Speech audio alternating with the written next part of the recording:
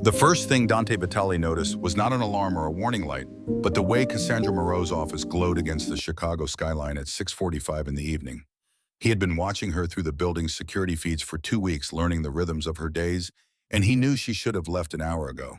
But there she was, a silhouette of exhaustion behind glass and ambition working late again, while her enemies circled closer. And that was when he saw it, a microscopic discrepancy in the data stream flowing through the server room where he sat 42 floors below her corner office. A lag that lasted less than a second, a digital fingerprint that should not exist. Someone was inside her system. Dante sat in the climate-controlled server room, the air cold enough to bite at exactly 68 degrees. The space smelled faintly of ozone and expensive filtration systems. For 2 weeks, he had been living a lie so complete that sometimes he almost believed it himself. To everyone in this building, he was William Cross, an independent security contractor. A ghost who worked odd hours and never made small talk. But to the 300 men and women who answered to the Vitale name across Chicago, he was something else entirely. He was the Don, the youngest to ever hold the title. The man who had inherited a throne built on blood when his father had been executed in a restaurant 2 years ago, shot 3 times in the chest over linguine and red wine. Dante leaned back in the ergonomic chair, his dark eyes tracking the pale green text scrolling across the monitor. This job was supposed to be simple.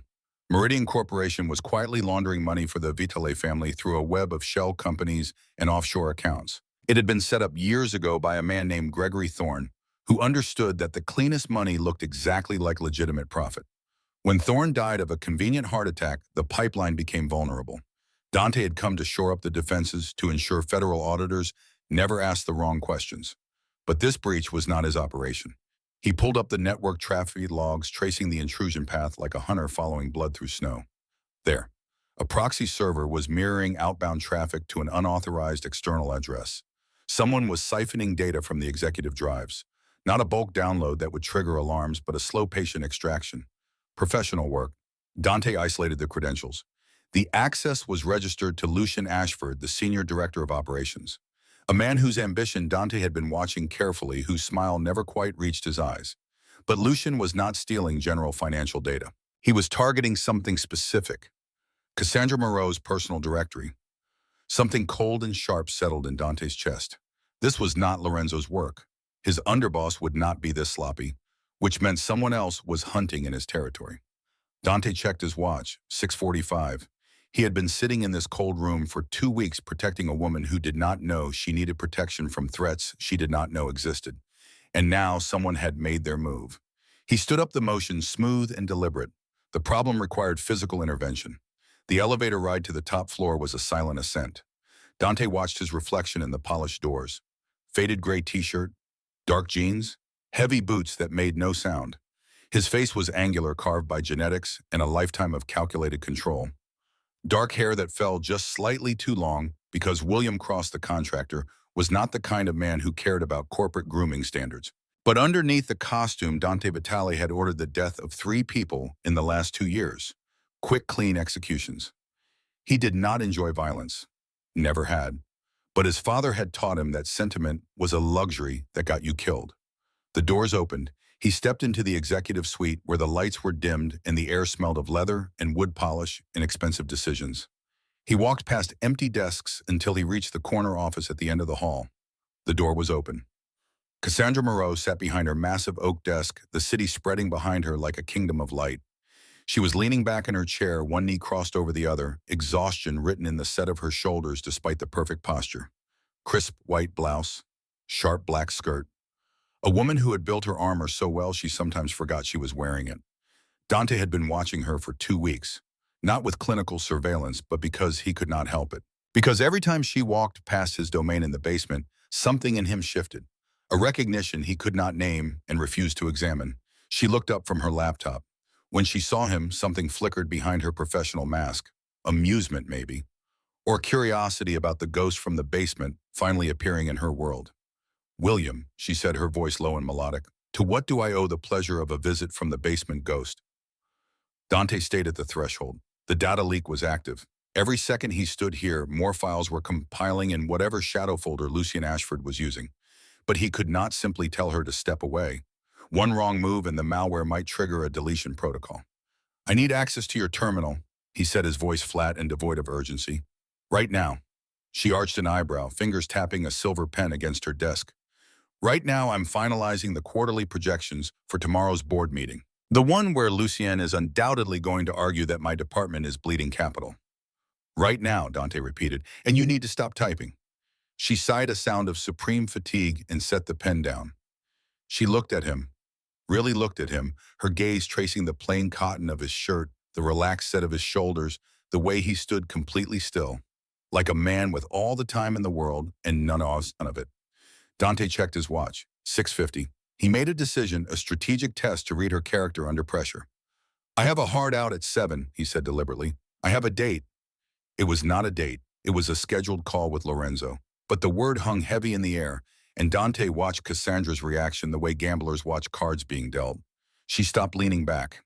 She shifted forward, planting her elbows on the desk, resting her chin on steepled fingers. A slow smile curved her lips, playful and challenging. She tilted her head and her eyes met his with directness that felt like a physical touch. Is she prettier than I am? The silence that followed was immediate and absolute. The hum of the city seemed to fade. Dante felt a sudden tightening at the base of his skull.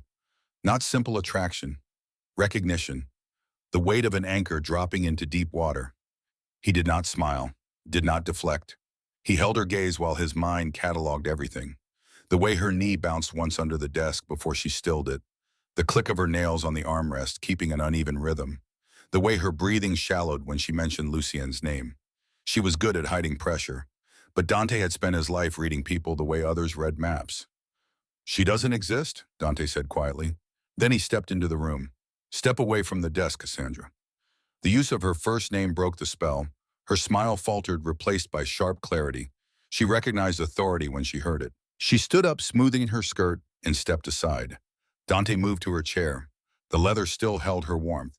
He leaned over the desk, hands moving across the keyboard in rapid command line shortcuts, bringing up hidden directory trees. What is it? She asked her voice dropping to a serious tone. She stood close to his shoulder, not touching, but close enough that he sensed the stillness of her breathing.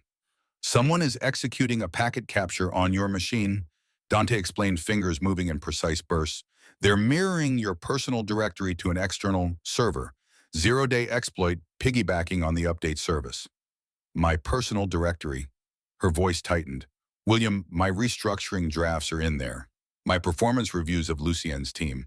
If he gets that, I know, that's why I'm killing the port. He input the command and hit enter. The screen flashed black, then returned to her spreadsheet. The outbound data flow dropped to 0. Did they get it? She asked, something raw creeping into her voice. Dante pulled up the logs. Fragments, encrypted blocks, hours to compile into anything readable. He stood and faced her. But the security protocol is strict. Now that I've severed the connection manually, we're locked in. We have to rebuild the encryption keys from scratch, or the system purges your drive at midnight. She stared at him. You're saying we're trapped here until we fix it. How long? Until it's done. He looked at the clock. 6:55. Cancel your plans. The date is off. She did not argue, did not demand explanations. She simply nodded her shoulders, dropping an inch as she accepted reality. That was what made Dante respect her. She did not waste energy fighting immutable systems. What do you need me to do? Nothing. Stay out of the way. Dante commandeered her secondary monitor, turning it vertical to read code more efficiently. Cassandra retreated to the leather sofa, working offline on her speech notes. The silence between them settled into something functional. The only sounds were his rapid keystrokes and her soft rustling of papers. Hours passed, the building emptied around them. The cleaning crews came and went. Outside, Chicago glittered like promises and threats in equal measure. Around 9:30, the adrenaline faded, leaving exhaustion and hunger. Dante rubbed his neck, feeling tension knot his spine. He had not eaten since noon. You stopped typing, Cassandra noted without looking up, running a decryption algorithm. 12 minutes to brute force the hash. We wait. She closed her laptop and stood stretching unselfconsciously. I'm ordering food, Thai or Greek, whatever is fast. Thai it is. When the food arrived at 10, Cassandra unpacked containers at the conference table. She slid a box of pad Thai toward Dante without handing him a fork.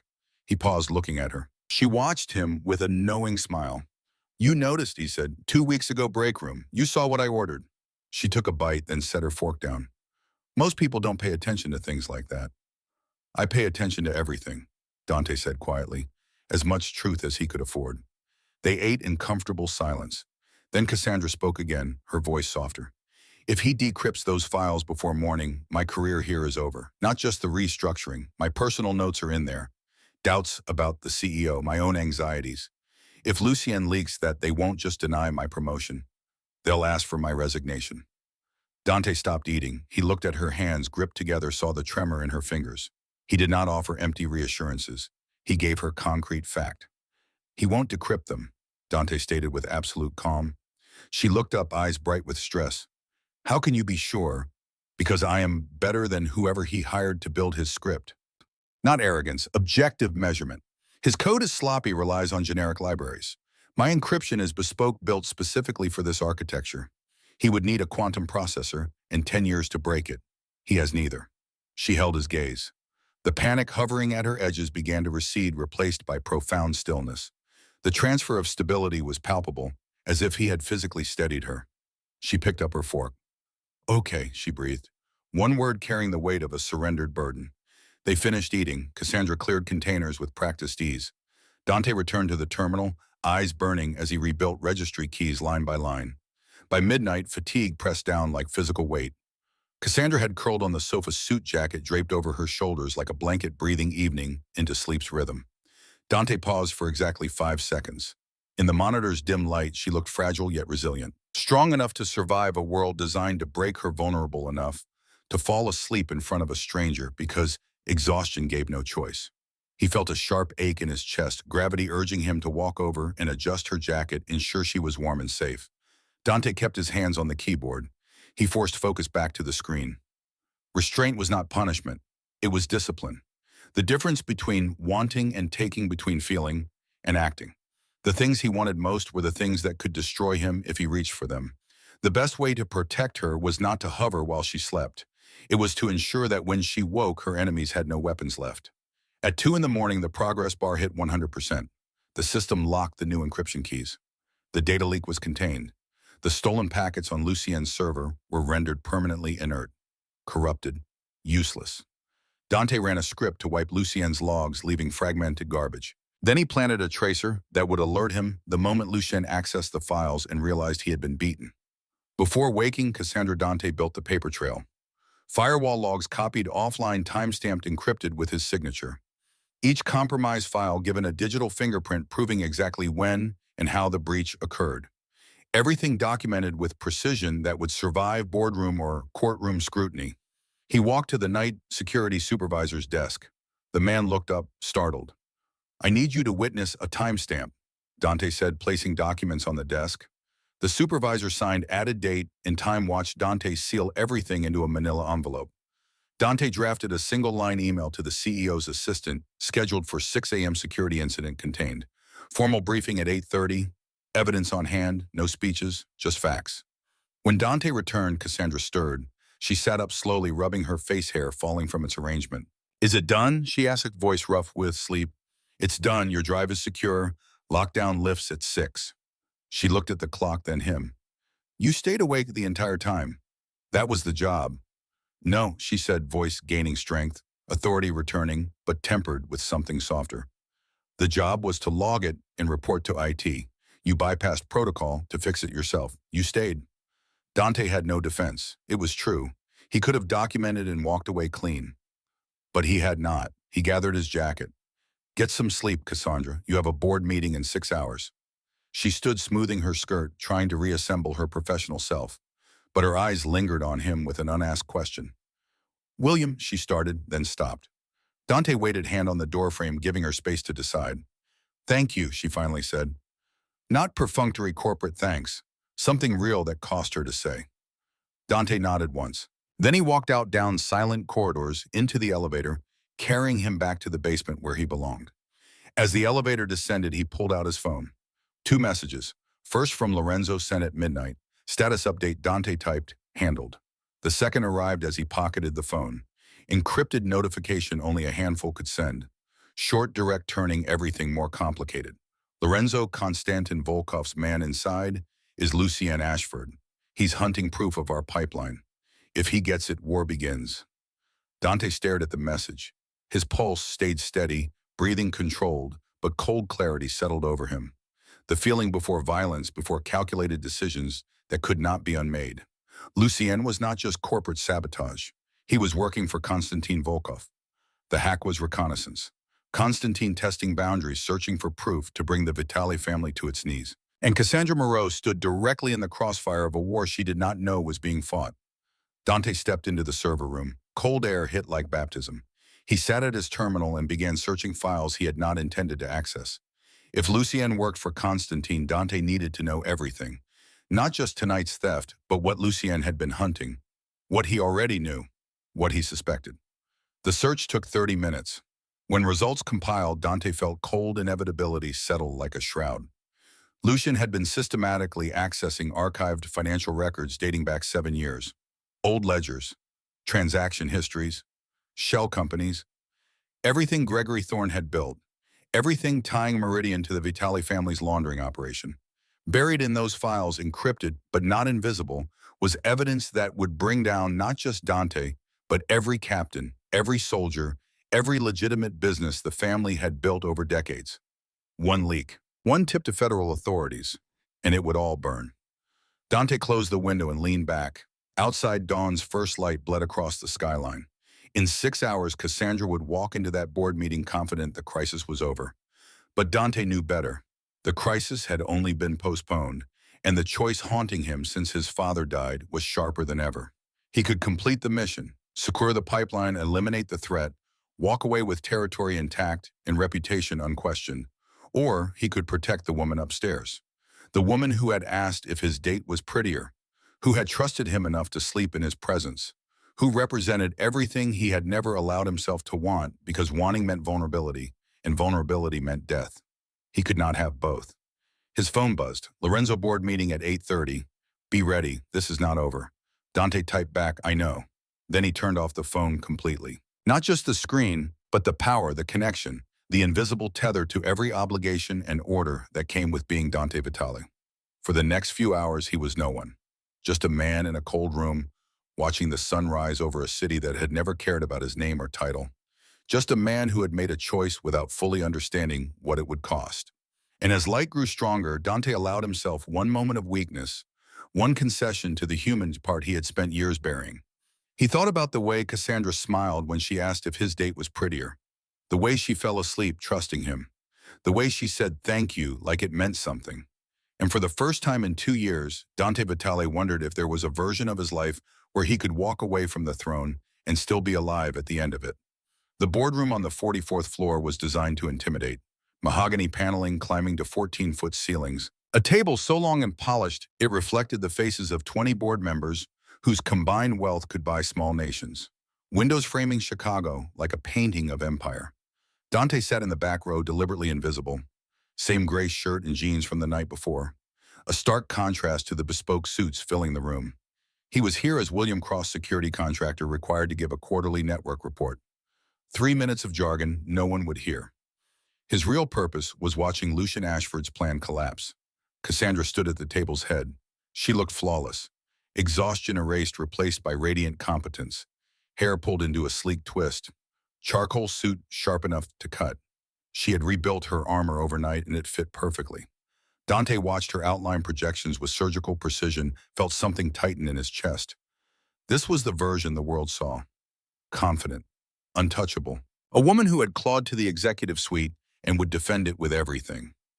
But he had seen the other version, the woman who fell asleep with her jacket as a blanket, who asked if his date was Prettier, i.e., bright with something between flirtation and vulnerability. He knew both were real. Lucien Ashford sat halfway down the table. Mid-40s spray booth, tan confidence from never being truly challenged. Expensive suit, Swiss watch smile like a sharpened weapon. He waited for his moment. When Cassandra brought up budget cuts, Lucien struck. If I may, Cassandra, his voice dripped, false concern. He opened a manila folder with deliberate slowness. The board should be aware your judgment might be compromised. The room stilled. Every head turned. I received an anonymous data dump last night. He pulled a flash drive from his pocket, holding it like trial evidence. Your personal files. Drafts showing targeted bias against my department. Highly unprofessional remarks about the CEO's leadership. Low murmurs rippled. The CEO frowned. Cassandra's face stayed composed, but Dante saw tension in her shoulders the way her hand tightened around the clicker. She did not look at Dante, did not flinch. She set the clicker down with a soft click that carried more weight than Lucien's performance. An anonymous data dump, Lucien. Very serious. I have the files. He slid the drive toward the CEO. IT should decrypt this immediately. Transparency is paramount. Cassandra met the CEO's gaze calmly. I welcome review. However, William Santos, our security contractor, should handle the drive. Chain of custody for corporate espionage. She used a different name. Not Cross. Santos? A deliberate signal. The CEO nodded. Proceed. Dante stood, the room silenced as he walked forward. He looked exactly like what he pretended, a technician with no stake in politics. He picked up the flash drive. Light, insignificant. Connected it to the presentation laptop mirroring to the projector. The drive mounted, files appeared. Lucien leaned back, smug smile settling like victory. Dante clicked the first file. Chaotic alphanumeric strings filled the screen. Corrupted data. He clicked the next. More corruption. Ran a diagnostic command scrolling in rapid succession. The room watched in silence. This drive contains shattered hash fragments, Dante stated, voice carrying cleanly. No emotion, pure fact. Data is unreadable, corrupted at source. He paused, letting words settle. Furthermore, metadata indicates illicit scraping from an internal node using unauthorized packet sniffing. Node registered to Lucien Ashford's credentials. Silence shifted from tense to lethal. Lucien's smile vanished, replaced by pale panic. Impossible. The script was flawless. Someone tampered. Yes, Cassandra cut through like a blade. She pulled documents from her portfolio. Someone did. I authorized William to perform a security audit last night after detecting your intrusion. You didn't receive a whistleblower about Lucian. You executed corporate espionage against a fellow executive and failed. She tossed documents onto the table. Soft impact, absolute finality. And for complete transparency, I brought hard copies of my actual restructuring proposal, based on metrics, not bias. Lucien looked around, searching for allies. Found only cold stares. The CEO pointed at the door. My office, Lucien, now. As Lucien gathered his things in defeat, Cassandra stood tall, did not gloat, simply reclaimed her space. Her eyes found Dante's for 3 seconds. Professional mask in place for the board, but in micro-expressions, in the slight softening of her mouth, in the steady calm, she spoke directly to him. Thank you. Dante nodded once, then walked out before congratulations began. His job was done, at least William Cross's job. But Dante Vitale's work had just become infinitely more complicated. The warehouse on the south side smelled like diesel and old concrete, one of a dozen properties the Vitale family owned through shell company layers. Lorenzo waited in the back office, cigarette burning between fingers, despite supposedly quitting 5 years ago. Dante walked in without knocking. Lorenzo looked up, weathered face, unreadable in dim light from a single bulb. You handled it, Lorenzo said, not a question. I handled it. Lucien suspended, CEO preparing termination. Long drag ember flaring orange. Constantine won't be happy. Constantine can file a complaint. Lorenzo did not smile. This isn't a joke, Dante. Lucien was Constantine's eyes. Now he's burned. Constantine will escalate. Then we'll be ready. Ready how? Lorenzo leaned forward, voice dropping to the rasp that meant unwelcome truth coming. Evidence is neutralized now, but Meridian's still vulnerable. We need full control. Not protection. Control. Dante kept his face neutral, knowing where this led. What are you suggesting? Cassandra Moreau signs over majority shares to our acquisition company. Hostile takeover, Masters merger. We install our people, control the records. Constantine has nothing left to hunt. She'll never agree. She doesn't need to agree. She needs to comply. Lorenzo stubbed the cigarette with force. You've been inside 2 weeks. Built rapport. She trusts you. Make it happen. Dante felt familiar weight settling over his shoulders. Burden of expectations. But underneath, something new building. Resistance. Dangerous kind. Give me time, Dante said carefully. You have 1 week. Either she signs or I send someone else. And they won't be gentle. Not a threat. Statement of fact. So, Lorenzo was loyal, but loyalty had limits defined by survival. If Dante could not secure Meridian, someone else would. Someone who would not care if Cassandra became collateral damage. Dante left without another word, sat in his car 5 minutes, hands on steering wheel, staring at nothing, then pulled out his phone.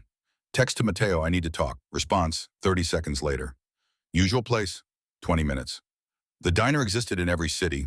Red vinyl booths, coffee brewed during the previous administration, jukebox playing only pre-millennium songs. Matteo was already there when Dante arrived, sitting in the back booth with coffee and an unread newspaper. Matteo Reyes was 31, a public defender, working 80 hours weekly for a salary barely covering student loans. Grew up 3 blocks from Dante before gentrification turned corner stores into craft breweries. Friends since 12. One of 2 people who knew Dante the person, not Dante the Don. Dante slid into the booth. Matteo looked up, expression shifting from casual to concerned in a heartbeat. You look like hell, Matteo said. Haven't slept. That's not what I mean. He folded the newspaper. You look like you're carrying something heavy. Dante ordered coffee, waited for the waitress to leave. I met someone. Matteo's eyebrows rose. Someone? A woman, Cassandra, executive at the company. The cover job. Yeah. Matteo studied Dante's face with cross-examination intensity. And she doesn't know who I am, what I am, thinks I'm just a contractor fixing her security. Dante wrapped hands around the coffee cup when it arrived, letting heat ground him. Lorenzo wants me to force her into signing over her company, protect our interest. But you don't want to. No. The word hung between them, simple and absolute. Matteo was quiet, then careful. How long have you been looking for a way out, Dante? Since my father died. 2 years. I know how long it's been. Then you know people like you don't just walk away. Families don't give exit interviews and retirement parties. I'm aware. Dante drank. Terrible coffee, exactly what he needed. But maybe this is the opening. If I can neutralize Constantine without destroying Cassandra, prove the threats contained without needing full Meridian control, then maybe Lorenzo lets you retire to a beach and live happily ever after. Gentle but firm. Dante, listen to yourself. You're the Don. 300 people depend on you. You can't quit because you caught feelings. It's not just feelings. Dante met his eyes. First time in my life someone's looked at me and seen just a person. Not the name, not the power, not what I can do or what they should fear. Just Mauricio. Matteo was quiet longer. Finally sighed. Then tell her the truth, before this gets deeper. Because if she finds out later, won't matter how you feel or she feels. Betrayal will destroy whatever you're building. Dante knew Matteo was right, but knowing and acting were separated by a chasm he was not sure he could cross. His phone buzzed. Unknown number, thank you for this morning. Dinner tonight I owe you. 8 p.m. from Cassandra. Must have gotten his number from contractor files. Matteo leaned to see the screen. That her? Yeah. What are you going to do? Dante typed before he could reconsider. I'll be there. Hit send, looked up at Matteo. Going to see where this goes. If it means burning everything else, then that's what I'll do. Matteo shook his head slowly, something like respect in his expression. Either the bravest man I know, or the most foolish. Probably both. The restaurant was too bright, too loud, too full of people laughing easily without checking exits. But Cassandra chose it. When Dante arrived at 8, she was seated by the window, backlit by city lights, like she belonged in a painting. She stood when she saw him. Something different now. Corporate armor gone, simple black dress, elegant without trying. Hair loose around shoulders instead of severe twist. Younger, softer. More the woman who slept on the couch than the executive who destroyed Lucien before the board. Hi, she said, single syllable carrying weight. Hi. They sat. First minutes careful, tentative. Small talk testing, waters before diving deep. Food, weather, corporate, politics, absurdity. But gradually as the meal progressed and wine poured, walls came down. Cassandra told him about pressure of living up to her mentor's legacy. Gregory Thorne, who built Meridian from nothing, saw something in her when she was just a junior analyst, with too much ambition and not enough connections. Talked about loneliness at the top, how success cost friendships because people either wanted something or were intimidated by what she had become. Dante listened, found himself sharing things he had never told anyone except Matteo. Not truth, but close enough to feel real. About being raised by his uncle after parents died. Learning early the world divided into people who took what they wanted and people who let it be taken. The isolation of being the one people turned to for solutions, the weight of responsibility when you were barely holding yourself together. You sound like you've been carrying that weight a long time, Cassandra said softly. Longer than I care to admit. Do you ever think about just walking away, starting over, where no one knows your name? Dante met her eyes. The question landed like a confession. Every day. Something passed between them, recognition beyond words. Both trapped in lives they had not entirely chosen. Both wearing masks so familiar they forgot their real faces. When they left, Dante walked Cassandra to her car in the dimly lit parking garage, echoing with distant traffic. She turned to face him back against the driver's door question. In her eyes, she did not ask aloud. Dante took one step closer, close enough to see her breath catch. He raised one hand, placed it on the door beside her head. Not trapping, creating space that belonged only to them. Cassandra, he said, her name weighted with all he could not say. She reached up, caught the front of his shirt, fingers curling into fabric, not pulling closer but holding in place, making sure he did not retreat. William, she whispered, and he hated she called him a name that was not his. Dante leaned down. The kiss was not hurried or desperate, deliberate, careful, question asked with lips and breath instead of words.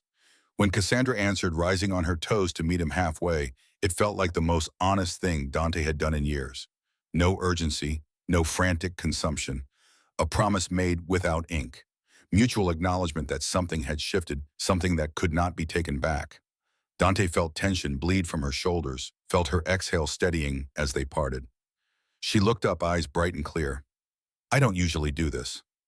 Neither do I. I mean it. I don't let people in. Easier that way. I know. Dante brushed hair from her face, gesture so natural it felt like muscle memory for a life never lived. But sometimes the easy way is the wrong way. Cassandra smiled, the kind that could remake a world. Tomorrow, dinner again. Tomorrow, Dante agreed, though Lorenzo's one-week deadline ticked like a bomb. He watched her drive away, taillights disappearing into Chicago night, felt the weight of his choices settling like a shroud. The next days blurred in mounting pressure. Lucian terminated on day 4, access revoked, office cleaned, while he stood in the lobby making empty legal threats. But victory felt hollow because Dante knew what Cassandra did not. Lucian's termination would not end this, would only force Constantine to adapt. Day 5, first cracks appeared.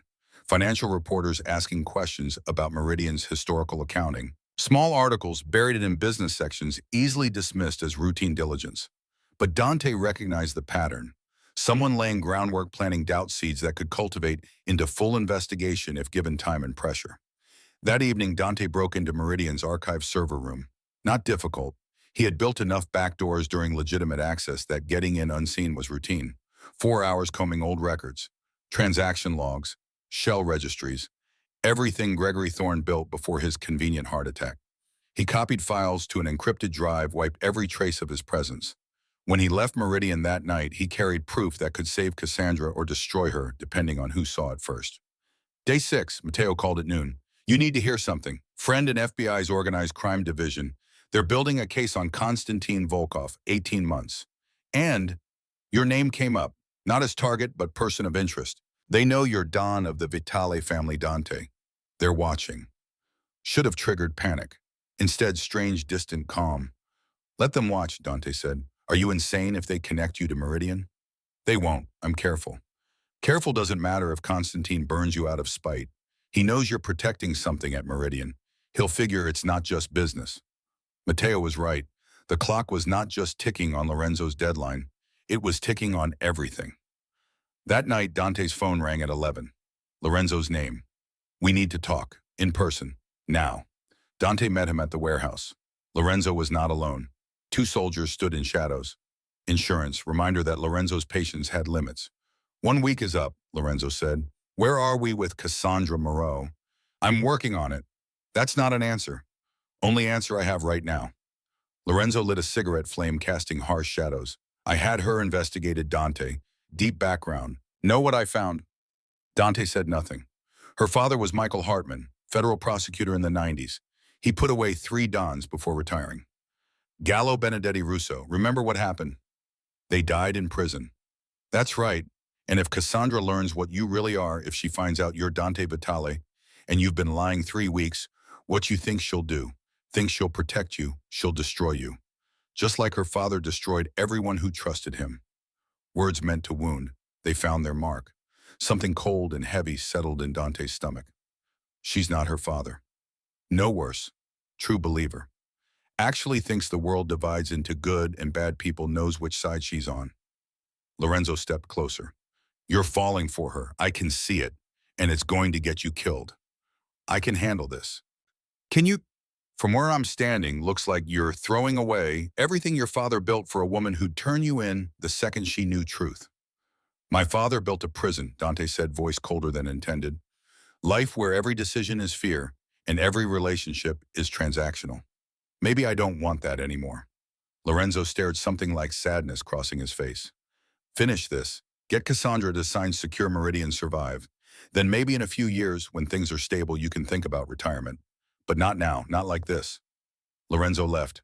Dante stood alone in the empty warehouse, feeling 2 years of grief and obligation crushing down. Next morning, day 7, Dante found Cassandra in her office before sunrise. She was crying. Not dramatic sobbing, but quiet, exhausted tears from being pushed past breaking. Financial news running stories. Meridian under investigation for accounting irregularities. Anonymous sources suggesting fraud, embezzlement, organized crime connections. All speculation, nothing concrete, but damage done. Board calling emergency meeting that afternoon. Implication, clear, Cassandra would be asked to resign. She looked up when Dante entered, saw him try to put her mask back on. Don't, Dante said softly. You don't have to pretend with me. Mask crumbled. I don't know how to fix this. Lucienne's gone, but somehow it's worse. Someone's targeting me and I don't know why. Dante crossed and knelt before her chair, taking her hands. Cold, trembling, slightly. Listen to me. I'm going to end this. All of it. Find who's behind this and stop them. How you're a security contractor. You can't. Trust me. One more day. That's all I need. Can you give me that? She searched his face, looking for something to hold on to, reason to believe this nightmare would end. Who are you really, William? Because sometimes when I look at you, I see someone who knows how to navigate a world I don't even understand. Dante wanted to tell her everything. Confess his name was not William. He was not just a contractor. The danger she faced was real and immediate and directly connected to him. But words stuck because he knew what would happen. She would look at him the way people looked at monsters. Whatever fragile thing they had built would shatter beyond repair. So instead, he lied. One more time. I'm someone who cares about you more than I should, and I'm going to protect you, I promise. She leaned forward and kissed him, desperate and scared and trusting. Dante felt the weight of his promise settle like a debt he might not be able to repay. When he left, he made a phone call to a number he had sworn never to use. Line connected after 2 rings. This is Dante Vitale. I need a meeting with Konstantin Volkov tonight. Neutral ground, just me and him. A voice on the other end paused. You sure, boss? I'm sure. Set it up. Dante hung up and walked to the elevator. In 12 hours, everything would change. Either he would find a way to end this without destroying Cassandra, or he would lose everything trying. But as the elevator descended, carrying him away from the woman who had become his reason for wanting to be better, Dante realized he had already made his choice. He was going to save her. Even if it cost him his throne. Even if it cost him his life. Some things were worth burning the world for. The meeting place was a warehouse on the industrial district's edge. Building abandoned so long, even graffiti artists stopped caring. Concrete floors stained with decades of oil and rust. Windows broken like missing teeth. Smell of decay and standing water. Dante arrived first, exactly as planned. Parked 3 blocks away, walked the rest. Tenant night, neighborhood deserted, except for occasional semis rumbling past on the highway overpass. He stood in the warehouse center under a single flickering light hanging from a chain. Waited. Matteo had given him the wire 2 hours earlier. Professional-grade recording device small enough to hide under his shirt, powerful enough to capture every word within 20 feet. Equipment prosecutors used to build RICO cases. That destroyed criminal empires, one recorded conversation at a time. You understand what you're doing, Matteo had said. Not a question. Once you turn this on, get Constantine on tape, there's no going back. FBI will use this. They'll come for everyone. I know. You're willing to risk that, burn your own family. Dante had looked at his oldest friend and told the truth. I'm willing to burn everything if it means she stays safe. Now standing with the wire pressed against his chest, Dante felt that decision's weight settling into his bones. This was the moment where everything changed, where Dante Vitale Don of Chicago became something else entirely. Traitor, turncoat, man who chose love over loyalty. He heard cars before he saw them. 3 black SUVs pulling up headlights, cutting through darkness like searchlights. Doors opened, Men emerged, soldiers in dark suits with faces that had seen violence so often it no longer registered as remarkable. Then Konstantin Volkov stepped from the middle vehicle. 56 silver hair swept back from a face carved from granite. Expensive suit, expensive watch. Man who had built an empire on calculated brutality and never lost sleep over bodies left behind. Konstantin walked in alone confidence, either brave or stupid. Soldiers remained outside shadows against headlights. Dante Vitale, Konstantin said, accent thick with Moscow and old grudges. The young Don. Finally we meet face to face. You asked for this meeting. What do you want? What I want. Konstantin smiled like a shark tasting blood. I want what your father took from me 20 years ago. Respect. Territory. Acknowledgement that the Volkov family is not some minor inconvenience you can ignore. My father's dead. Whatever grudge you had ends now. Does it? Konstantin stepped closer. Your father killed my brother. Shot him in the head over waterfront access dispute. You think I forget? You think I forgive? Dante had not known that detail, had not known the depth of hatred Konstantin carried like sacred text, but he kept his face neutral, breathing steady. This isn't about my father. This is about Meridian Corporation. You sent Lucien Ashford to steal evidence. You're trying to expose the money laundering. Trying? Konstantin laughed. I already have what I need. Lucien gave me files before your contractor trick corrupted them.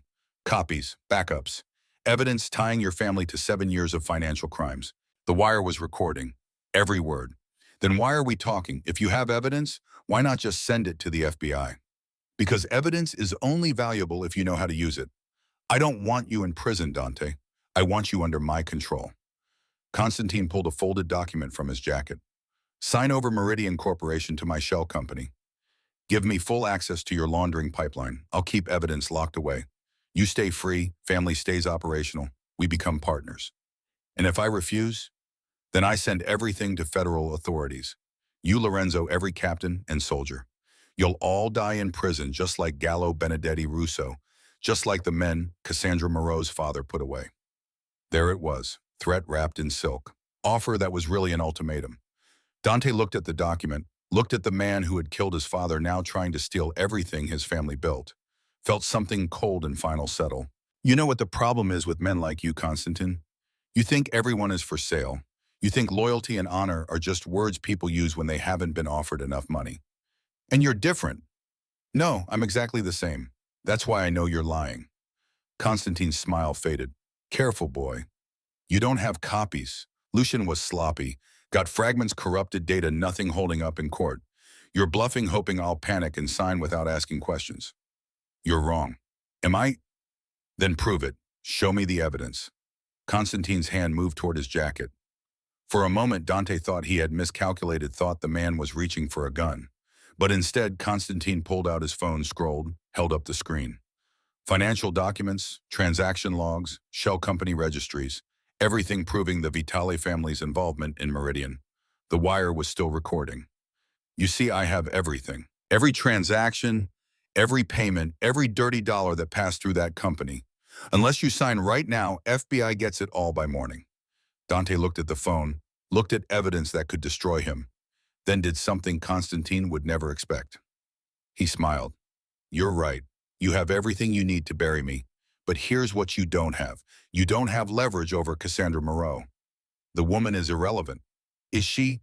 Because from where I'm standing, the only reason you care about Meridian is you want to hurt me, want revenge for your brother. Best way to hurt me is destroy the woman I care about. Konstantin's eyes narrowed. You're in love with her. Yes. Then you're a fool. She'll never forgive you when she learns what you are. Probably right, but that's my problem, not yours. Dante stepped closer. Here's my offer. You want Meridian, fine, take it. I'll convince Cassandra to sign over shares. You get full control of the pipeline. But you leave her alone, no threats, no retaliation. She walks away clean, you never touch her. And what do you get? I get to know she's safe, that's enough. Konstantin studied him long, finally nodded. You have 48 hours to make it happen. If Cassandra Moreau signs over Meridian, we have a deal. If not, I destroy you both.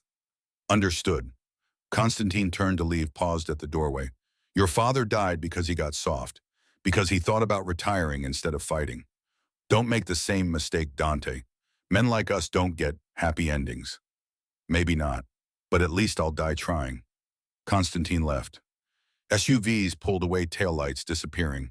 Dante stood alone, hand pressed against the wire, feeling every recorded word's weight. He pulled out his phone and called Matteo. Did you get it? Every word. Constantine confessed to blackmail, extortion, conspiracy to commit corporate sabotage. It's enough. Enough for what? Enough to end this. Lunch. The final board meeting was scheduled for 8:30 morning.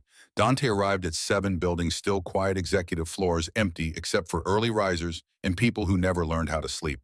Straight to the server room, began uploading files. Evidence he had collected over the past week. Wire recording from last night.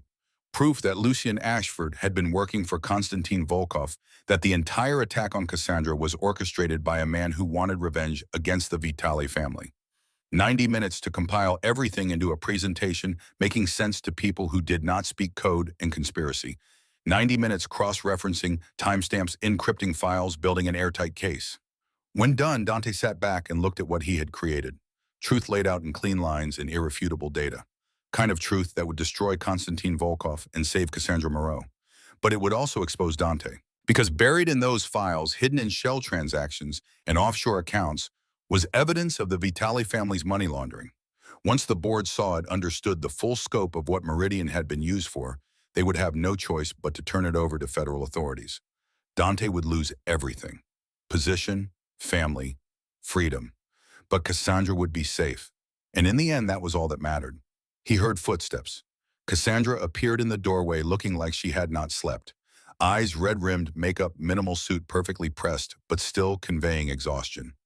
"You're here early?" she said. "So are you." Couldn't sleep, kept thinking about today, about what I'm going to say when the board asked for my resignation. Dante stood and crossed to her, took her hand same way he had done the day before. Met her eyes. "You're not going to resign. I'm going to fix this. Right now." "William, I don't think—" "My name isn't William." The words hung in the air, heavy and irrevocable. Cassandra went very still. "What? My name is Dante Vitale. I'm the Don of the Chicago family. I was sent here 3 weeks ago to protect Meridian Corporation because it's been laundering money for my organization. Everything I told you was a lie. Everything except how I feel about you." Cassandra pulled her hands away like burned, stepping back then, another face cycling through shock and betrayal and something like grief. "You're lying. I wish I was. You're—" She stopped, breath coming faster. "You're Mafia. You've been lying this entire time. The contractor story, the network security, all of it was just a cover." "Yes. And Lucien, the hack, was that even real?" "It was real. Lucien works for Konstantin Volkov, a rival boss who wants to take over your company. Everything I did to protect you was real. The feelings I have for you are real. But yes, I lied about who I am." Cassandra's hand went to her mouth. Dante saw the exact moment she connected. All pieces, saw realization crash over her like a wave. "Oh my God, my father, he was a prosecutor. He put away organized crime bosses.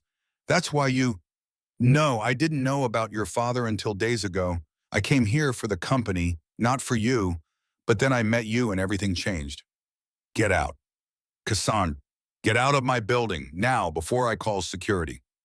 Dante looked at her, at the woman he had destroyed, with truth, felt something break inside his chest.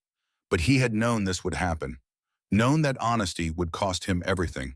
"I'm going to fix this first. Save your company and your reputation. Then I'll leave. But you need to let me do this one last thing." "Why would I trust anything you say?" "Because in about 90 minutes that boardroom fills with people who want to tear you apart. Only way to stop them is show them the truth. All of it, including the parts that will destroy me." He walked to his computer and turned the screen toward her. "This is everything. Proof that Lucien was working for Konstantin. Proof that you're innocent. Proof that Meridian was being used for money laundering without your knowledge. And a recording of Konstantin Volkov confessing to blackmail and extortion."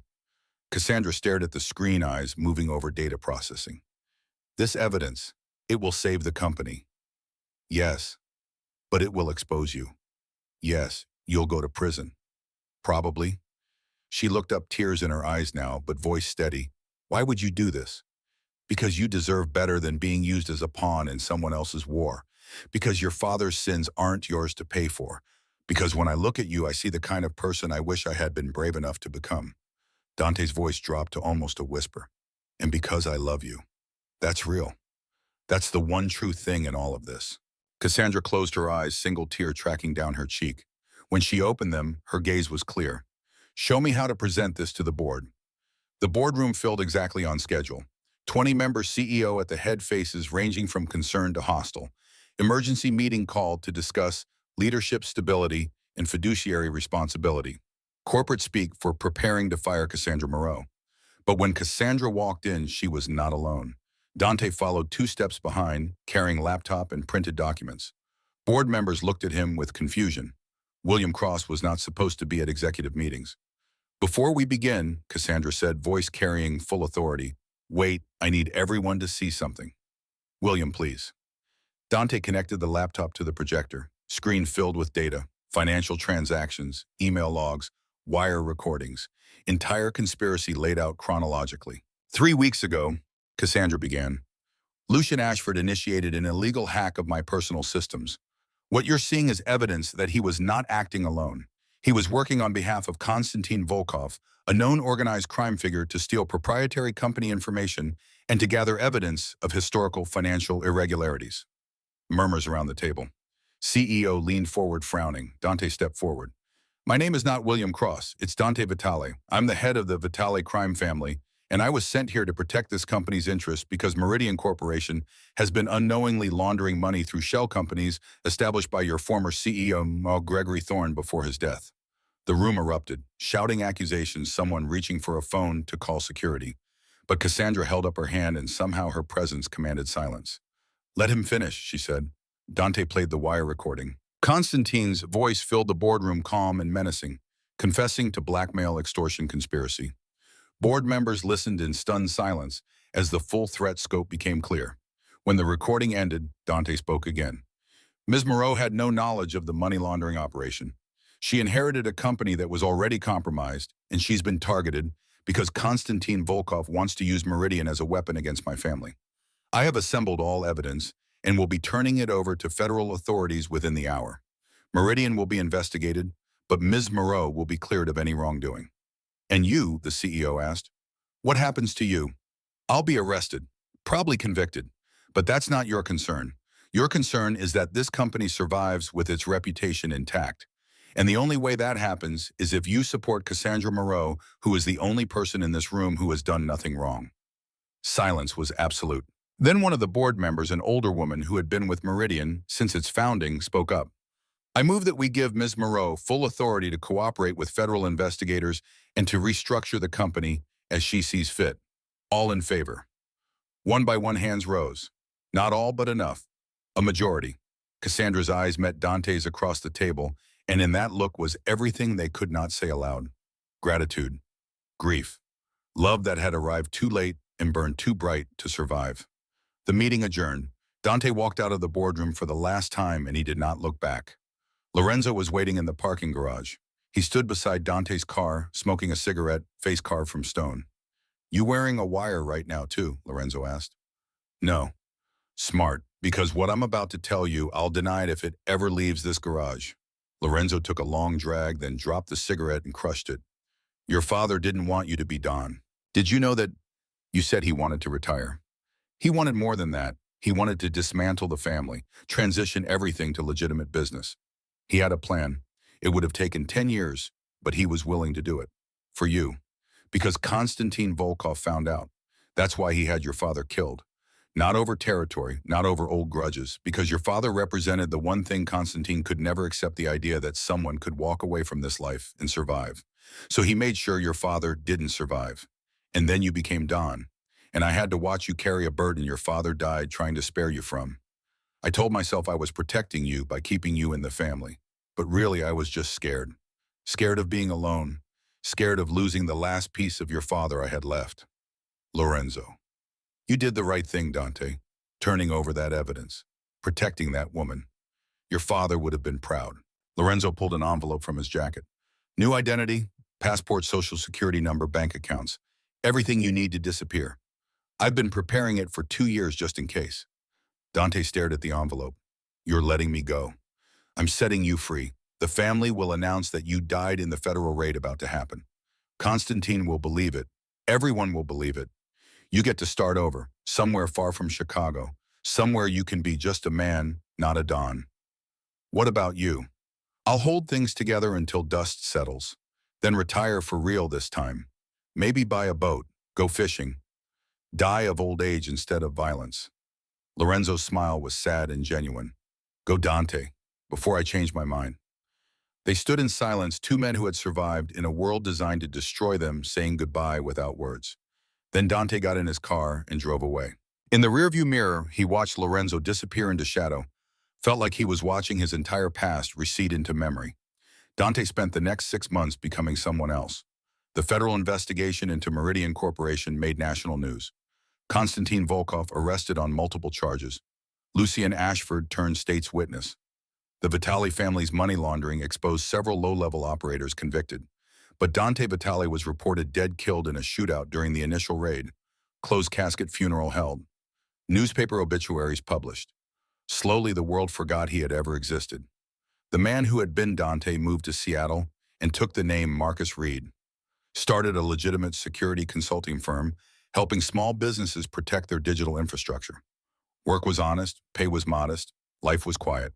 He did not contact Cassandra, did not call or write or send any signal he was alive, because she deserved the chance to move on to rebuild without the ghost of him haunting every decision. But he followed the news about Meridian, watched as Cassandra was promoted to CEO, read articles about her testimony before Congress, her cooperation with investigators, her complete exoneration. She became a symbol of corporate integrity, a woman who had survived a conspiracy and emerged stronger. Dante was proud of her, and he told himself that was enough. 6 months to the day after he left Chicago, there was a knock on his apartment door. Dante opened it without checking, the peephole moment of carelessness born from the illusion of safety.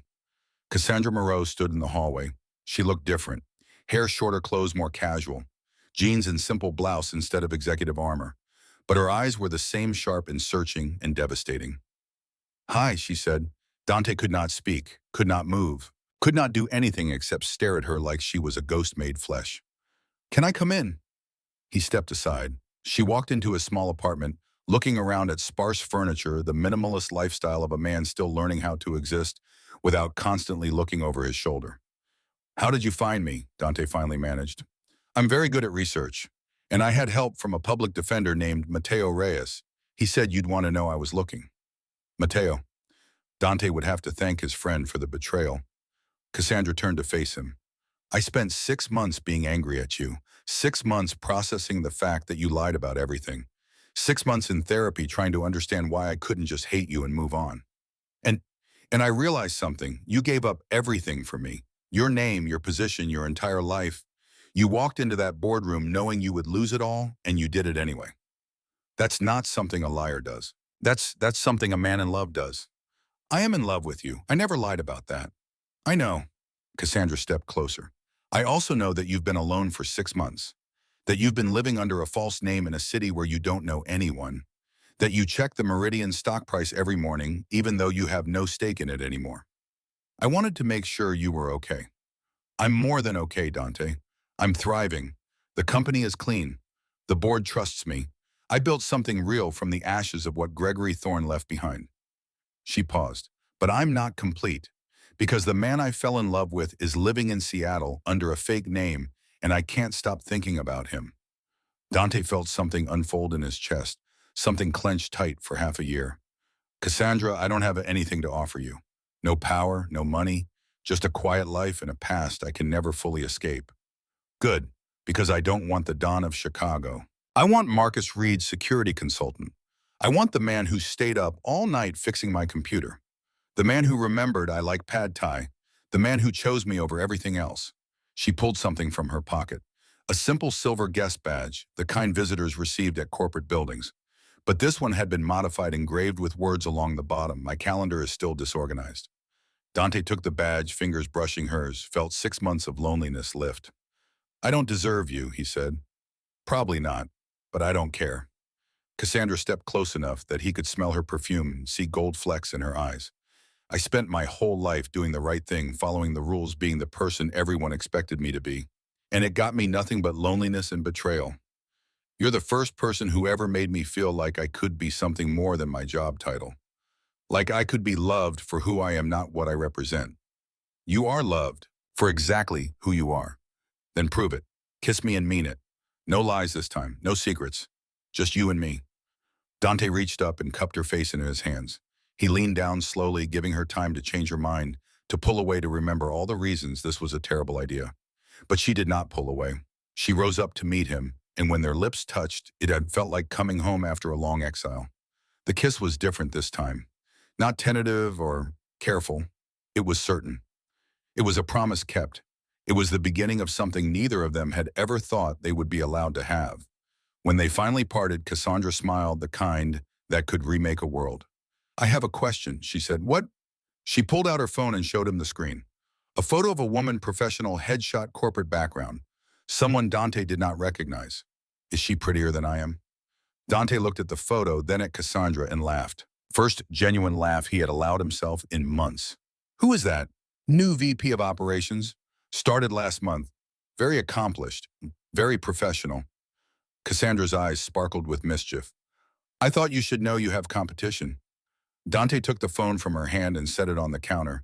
Then he pulled her close, wrapping his arms around her waist, holding her like she was the only real thing in a world of shadows. No one compares, he said. Never did, never will. Cassandra rested her head against his chest, and they stood like that for a long time, two people who had survived impossible odds and found each other on the other side. Outside the window, Seattle rain began to fall soft and steady, washing the city clean. And in the small apartment where Marcus Reed lived his quiet life, Dante Vitale finally learned what it meant to be free. Not freedom from obligation or responsibility. Not freedom from consequence or past mistakes. But freedom to choose. Freedom to love. Freedom to build a life defined by what he wanted, not what he was owed or feared or required to protect. Cassandra stayed that night and the night after. They built slowly, carefully, learning how to trust each other without the weight of lies between them. She flew back to Chicago for work, but returned every weekend. Eventually started looking at Seattle apartments. Started talking about remote work policies in satellite offices. 3 months later, Cassandra showed up at his door with 2 suitcases and a smile. My calendar, she said, is officially relocating. They filled the apartment with her books and his sparse furniture and the comfortable chaos that came from 2 people learning to share space. They cooked together, argued about thermostats, fell asleep on the couch watching movies. Neither could remember the next morning. It was ordinary. It was beautiful. It was everything Dante had never allowed himself to dream about. And every morning when he woke up next to Cassandra, when he made coffee and kissed her goodbye and went to work, helping small businesses secure their networks, Dante Vitale was grateful. Grateful for the second chance. Grateful for the woman who had been brave enough to forgive him. Grateful for the quiet life that no one would ever know, required the sacrifice of everything he had been. Some men are born into power, some seize it, and some, the rarest ones, are wise enough to let it go. Dante had finally become the man his father had died trying to give him permission to be. Free, honest, human. And in the end, that was the only crown worth wearing.